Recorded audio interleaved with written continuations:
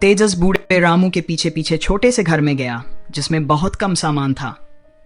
एक तरफ झाड़ू, बाल्टियां और अन्य सफाई के उपकरण रखे थे, जबकि दूसरी तरफ एक मेज और कुछ स्टूल थे जो किसी भी पल टूट सकते थे। बूढ़ा रामू एक स्टूल पर बैठ गया और तेजस की ओर देखते हुए बोला, तुम्हें यह समझना चाहिए कि तुम कहां हो। काली अकादमी में काम करने का मतलब है कि मेयर ने तुम्हें एक प्रतिभा के रूप में चुना है, इसलिए यहां काम करते समय तुम्हें नियमों का पालन करना होगा। ये नियम सिर्फ तुम्हारे लिए नहीं, बल्कि हमारे शहर के सभी लोगों के लिए हैं। हालांकि वे अकादमी में हम कर्मचारियों के साथ कुछ संयम से पेश आते हैं, लेकिन अगर तुम उन्हें भड़काओगे तो तुम्हारा अंत निश्चित है, और तुम्हारे साथ साथ बाकी सभी भी मुश्किल में पड़ सकते हैं। समझ गया, तेजस ने सिर हिलाते हुए जवाब दिया। बूढ़े रामू ने ठंडे स्वर में कहा, याद रखो, यहां बोलने की जरूरत नहीं है। जब तुम काम करोगे तो ऐसा पेश आओ जैसे तुम मूक हो, हमेशा सिर नीचे रखो और ऐसी जगह मत देखो जो तुम्हारी जिम्मेदारी में न हो। मत देखो, मत सुनो और मत बोलो। तुम्हारे विचार और भावनाएं मेरी चिंता का विषय नहीं है, लेकिन तुम जो करते हो वह जरूर है।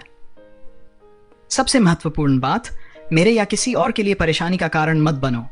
अगर तुम यह सब कर सकते हो तो तुम यहां काम कर सकते हो, नहीं तो तुम्हें जाना होगा।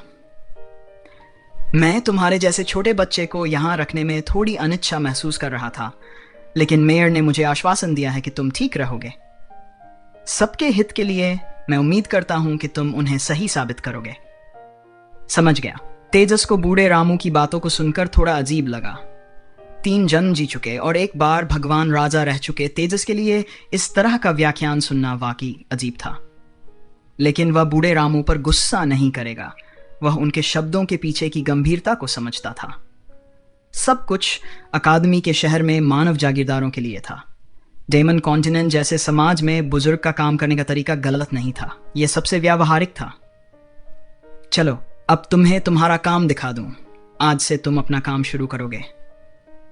बूढ़े रामू ने तेजस को सफाई के उपकरण उठाने का निर्देश दिया और उसे घर से बाहर ले गए। काली अकादमी का मुख्य शिक्षण भवन एक भव्य संरचना थी जो 50 मीटर से अधिक ऊंची थी, लेकिन इसमें केवल 5 मंजिलें थीं। यह अकादमी शहर से भी दिखाई देता था। काली अकादमी में 1000 से ज्यादा छात्र थे, जिन्हें पढ़ाने के लिए 6 ग्रेड में विभाजित किया गया था। ग्रेड की कोई विशेष समय सीमा नहीं थी और छात्रों को अगले ग्रेड में आगे बढ़ने और अपनी साधना जारी रखने के लिए एक ग्रेड का मूल्यांकन पास करना आवश्यक था। मूल्यांकन हर 6 महीने में आयोजित किए जाते थे।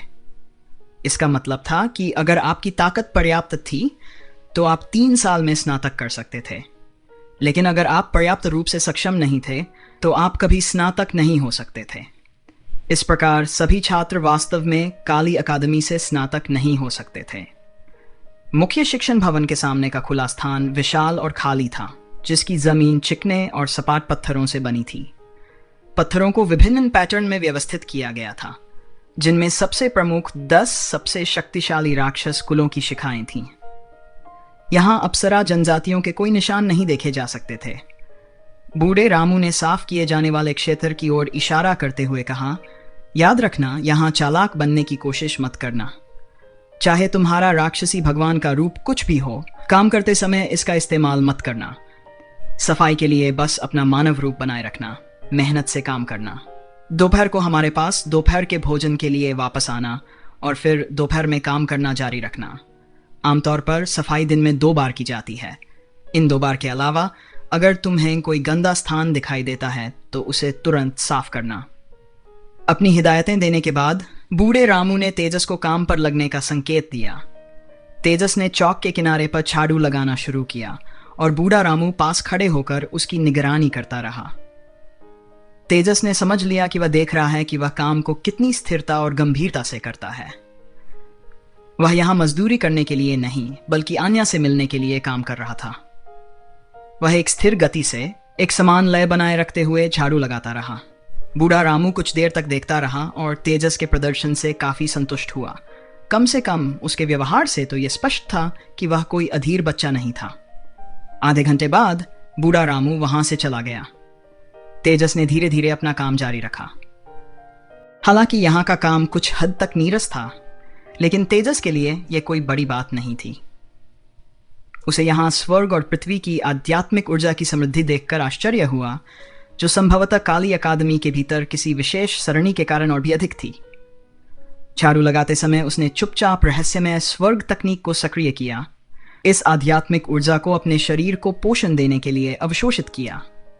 तेजस किसी जल्दबाजी में नहीं था।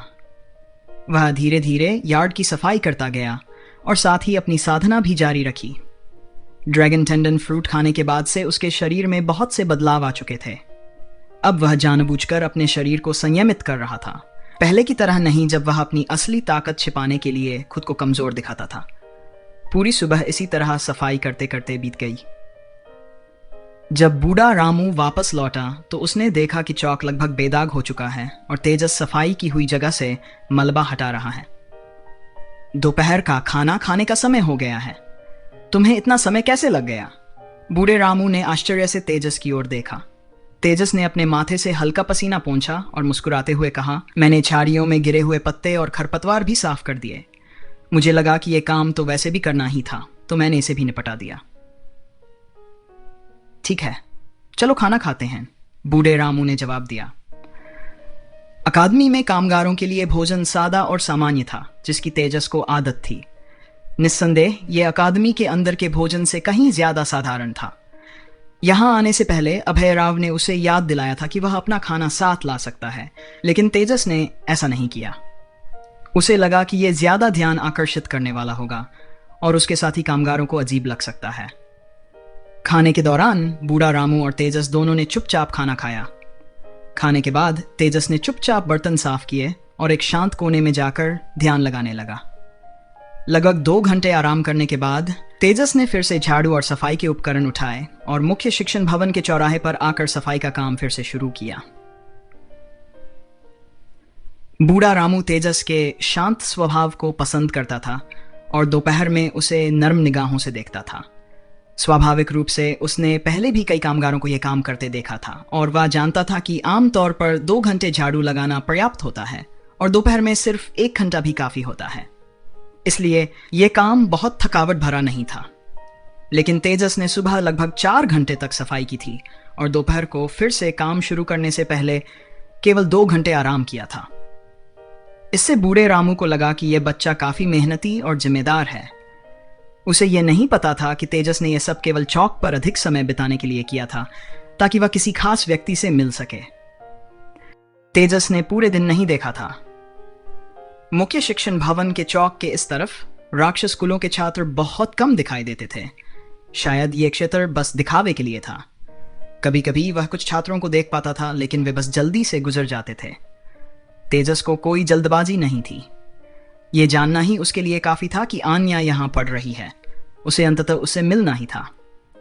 अकादमी का आकार चाहे जैसा भी हो, यह अभी भी एक बंद क्षेत्र था और छात्रों के लिए बहुत कम जगहें थीं जहां वे जा सकते थे। शाम को जब बूढ़ा रामू निरीक्षण करने आया तो पूरा चौक एकदम ताजा और चमकदार लग रहा था। जमीन पर एक छोटा सा भी दाग नहीं था। यह बिल्कुल बेदाग और साफ सुथरा था।